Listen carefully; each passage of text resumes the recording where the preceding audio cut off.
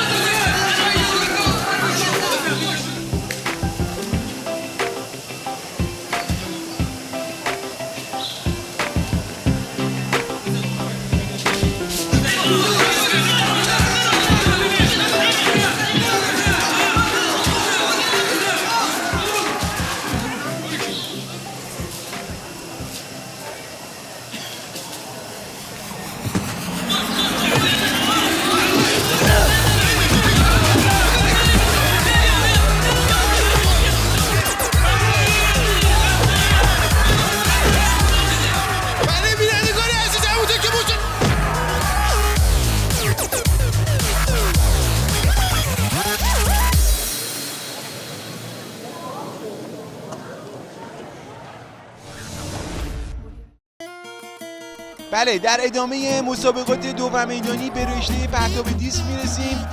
جمعیت مشتاق رو میبینیم که آیت الله صافی گلپایگانی رو که در هیبت جدید ظاهر شده تشویق میکنن، تشویقی بسیار بسیار گرم و هیجانی. بله، آیت الله صافی گلپایگانی عمامش رو از روی سر بر میداره. بله، عمامشون رو میبوسن و آماده میشن که پرتاب رو اجرا بکنن. یک تمرکز بسیار زیبا. ای وای، مثل که میخواد عمامشون رو پرتاب بکنن. وای، ببینید با چه دقتی پرتاب میکنم.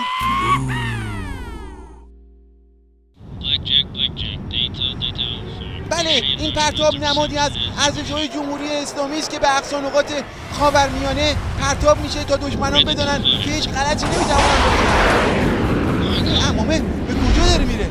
بله، اوه چقدر خطرناک.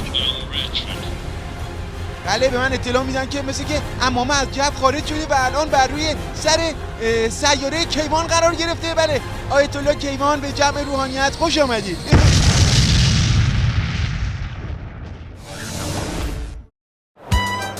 در این قسمت فینال مسابقات شیرجه ارتماسی در آب کر رو براتون گزارش میکنم. آیت الله جلیل فلپس قهرمان بلامنازع شیرجه از دایو بلند روی دایو رفته و خودش رو آماده میکنه برای یک شیرجه بسیار بسیار بسیار هیجان انگیز. جا داره یادی هم بکنیم از قهرمان پیشکسوت این رشته اکبر کوسه که این روزها مایه خودش رو آویزون کرده و در حال جمع‌آوری خاطرات ورزشی امامه. همچنان آیت الله جلیل فلپس خودش رو آماده میکنه برای شیرجه. یک نگاه به پایین، بله، و پشت میکنه به صحنه ببینیم چه کار خواهد کرد.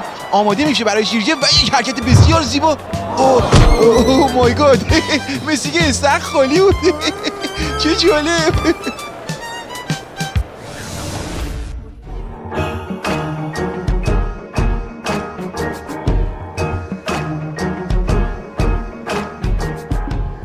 بله بینندگان عزیز، همونطور که مشاهده می‌فرمایید روحانیت فقط ذهن خودش رو پرورش نمیده بلکه جسمانیت خودش رو هم در راستای مقابله با استکبار جهانی پرورش میده. مفتخرم که به استحضار برسونم همین الان در کنار یکی از قهرمانان این رشته هستیم، حضرت آیت الله العظما حسن آرنولده که واقعا سپیدار هیکلشون منو شیفته خودش کرده. از هر نظر که بگی، شیش بازو، دو قلوی ساق، مخصوصا این چارقاچ سرشونه که شده کدو تنبل که واقعا خودم خیلی شیفته این هیکلشون شدم. بله میخواستم ببینم انگیزه شما. صدای چی بود؟ ببخشید.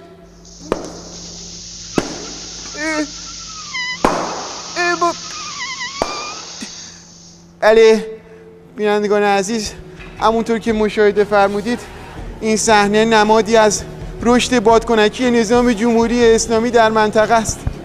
بله همین کارا رو میکنن که فرشو از زیر پای من و مقام عظما کشیده میشه دیگه. بله باشو برو آقا جون، باشو برو دنبال کارت، باشو برو ببینیم بابا، باشو برو دنبال یه لقمه نون حلال بگردین. این کارا واسه آدم آخر عاقبت نداره. برو آقا جون. مردنی گزارش مونم خراب کرد.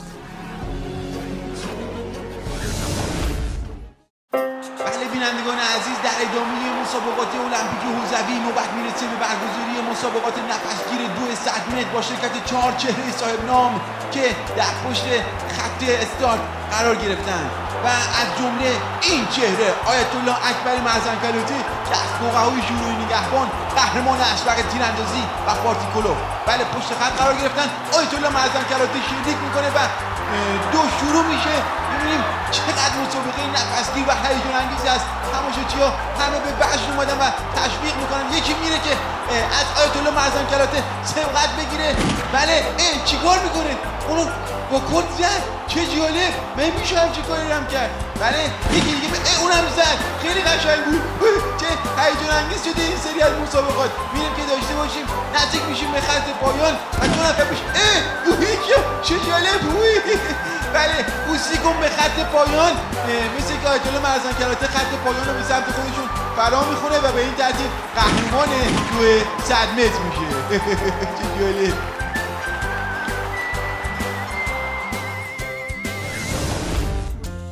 بله بینندگان عزیز، همونطور که مشاهده میکنید روحانیت برای اینکه به طرف حسابای غربی نشون بده که فعالیت‌های هسته‌ای ما صلح‌آمیزه اقدام به برگزاری مسابقات راگبی کرده.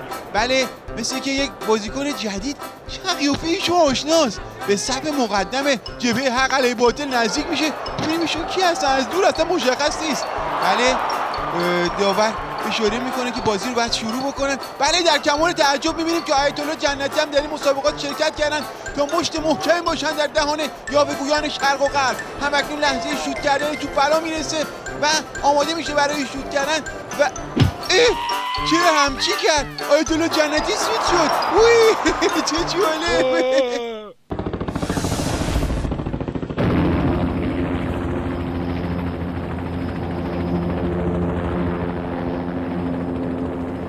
بینندگان عزیز به مرحله اختتامیه المپیک رسیدیم. همونطور که استحضار دارید اسم المپیک رو اصلا از علما گرفتن. چند وقت پیش علما با هم دیگه رفته بودن پیکنیک، یه سری مسابقاتی برگزار کردن، از اونجا اسمش گذاشتن علما پیک که تو سرعت بهش میگن المپیک. بله به خاطر همین پیروزی سربازان گمنام علما تصمیم گرفتن که یک حرکت نمایشی خیلی قشنگ اجرا بکنن و از هلیکوپتر خودمون رو پرت کنیم پایین. منم میخوام به عنوان یه خبرنگار ماجراجو همراه اینا خودم پرت کنم.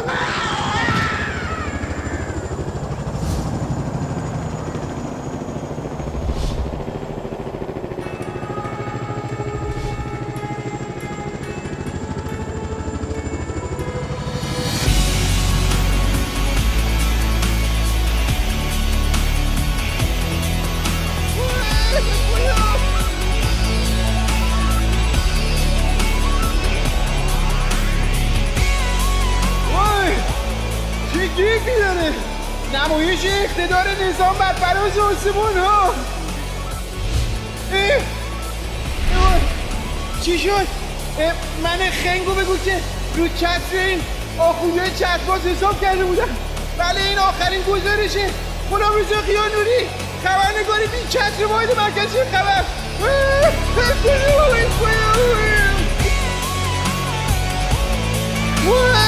خدا